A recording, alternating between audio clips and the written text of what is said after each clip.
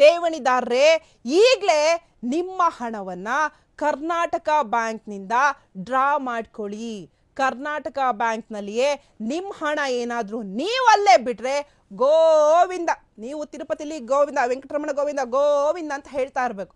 ನಿಮ್ಮ ಹಣವನ್ನ ಬಿಡದೆ ಮುಂಡಾಯಿಸಿ ಬಿಡ್ತಾರೆ ಇದೇ ಕರ್ನಾಟಕ ಬ್ಯಾಂಕ್ನವರು. ರಾಜ್ಯದ ಜನರೇ, ಕರ್ನಾಟಕ ಹೆಸರಲ್ಲಿಯೇ ನಿಮ್ಮ ಹಣವನ್ನ ಲೂಟಿ ಮಾಡ್ತಾರೆ, ಹುಷಾರ್.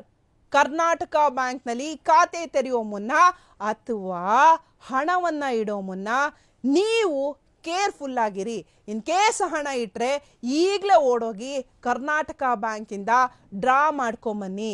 ಇಲ್ಲ ಅಂದರೆ ನಿಮ್ಮ ಹಣಕ್ಕೆ ಯಾವ ಗ್ಯಾರಂಟಿ ಇಲ್ಲ, ಯಾವ ವಾರಂಟಿ ಇಲ್ಲ, ಏನೂ ಇಲ್ಲ. ನೀವು ಕಷ್ಟಪಟ್ಟು ಸಂಪಾದನೆ ಮಾಡಿರುವಂಥ ಹಣವನ್ನು ಸೇವ್ ಮಾಡಿಟ್ಟಿದ್ರಲ್ಲ ಕರ್ನಾಟಕ ಬ್ಯಾಂಕ್ನಲ್ಲಿ, ಏನೂ ಇಲ್ಲ. ನೋಡಿ, ತೋರಿಸ್ತಾ ಇದ್ದೀವಿ. ಇದು ಇವರು ಕರ್ನಾಟಕ ಬ್ಯಾಂಕ್ನ CEO ಶ್ರೀ ಕೃಷ್ಣನ್ ಹರಿಹರನ್ ಇವರೇ.